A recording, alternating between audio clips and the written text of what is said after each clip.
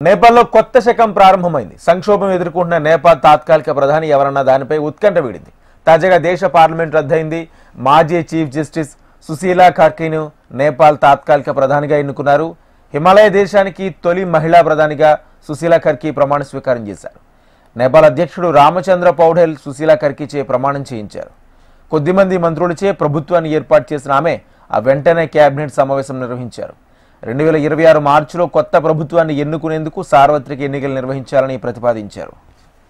అవినీతికి వ్యతిరేకంగా జన్జట్ నిరసనకారులు చేసిన ఆందోళనతో కేపీ శర్మ ఓలీ ప్రధాని పదవికి రాజీనామా చేయడంతో ఈ పరిణామాలు చోటు చేసుకున్నాయి.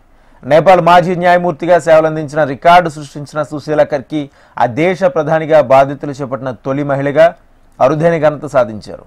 సుశీలా ఖర్కేకి నేపాల్ చరిత్రలో ప్రముఖ స్థానం ఉంది. తొలుత ఉపాధ్యాయురాలుగా కెరీర్ ప్రారంభించి ఆ తర్వాత న్యాయ వ్యవస్థలో అడుగుపెట్టారు. నిర్భయంగా సమర్థంగా విధులు నిర్వర్తించే అవినీతి మచ్చలేని వ్యక్తిగా పేరు సంపాదించుకున్నారు. 2009లో సుప్రీంకోర్టులో అడుగుపెట్టి శాశ్వత న్యాయమూర్తిగా నియమితులయ్యారు. 2016లో తాత్కాలిక ప్రధాన న్యాయమూర్తిగా బాధ్యతలు చేపట్టారు. ఆ తర్వాత రాజ్యాంగ మండలి సిఫార్సు మేరకు చీఫ్ జస్టిస్గా పూర్తిస్థాయి బాధ్యతలు చేపట్టి నేపాల్ తొలి మహిళా ప్రధాన న్యాయమూర్తిగా రికార్డు సృష్టించారు. తాజా ఉద్యమంలోనూ ఆమె కీలక పాత్ర పోషించారు.